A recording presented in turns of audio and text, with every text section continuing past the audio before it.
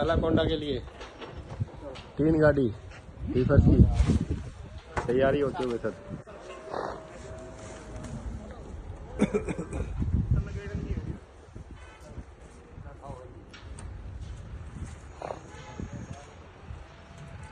ये देखिए ट्रक।